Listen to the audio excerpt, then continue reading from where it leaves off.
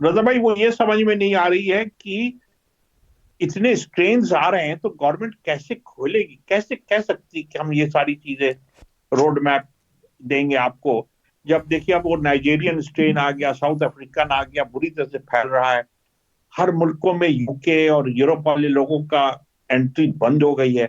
India ने तो यहां तक कह दिया है कि अब कोई अगर इंग्लैंड से यूरोप से आएगा तो हम टेस्ट भी करेंगे और ये भी टेस्ट करेंगे कि वो म्यूटेंट कौन सा है। ये अनम्यूटेड कौन सा है? बताइए, हाँ। अब यहां तक हो गया तो इसका मतलब, कहने का मतलब ये है कि आप कहीं ना जाएं, बस यही बात हो गई और क्या।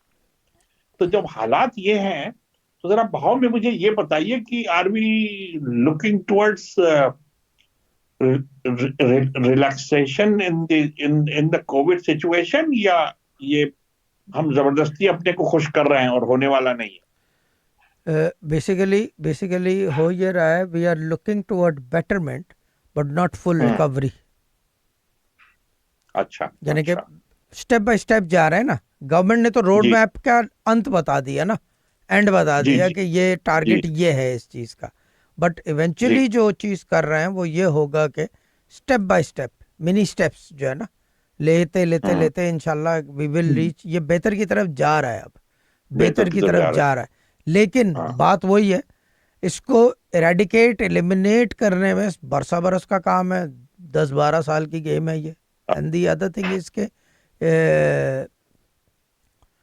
अभी अभी जो है क्या कहते हैं उसे, मैटर ऑफ टाइम है। इकोनॉमी हम्म। क्रैश भी होगी, ये भी होगा, प्रॉपर्टी भी डाउन जाएंगी, सब कुछ होगा। हम्म। यानी कि सारी चीज़ें जो है वो, जी जी यानी कि वो जी। क्या कहते हैं उसको, डोमिनो इफेक्ट आ रहा है ना हर चीज़ का। हाँ। जो चीज़ खुलेगी वो सरवाइव नहीं कर पाएगी। हम्म, बिल्कुल यही हाँ, यही जो होने चीज़ वाला अभी तो है। बंद है, अभी तो बंद है, फल्लो जी जी। फल्लो पे चल रहे हैं, सब बैठे हुए हैं। लेकिन जब हम्म। खुलेंगे सरवाइव करना मुश्किल होगा।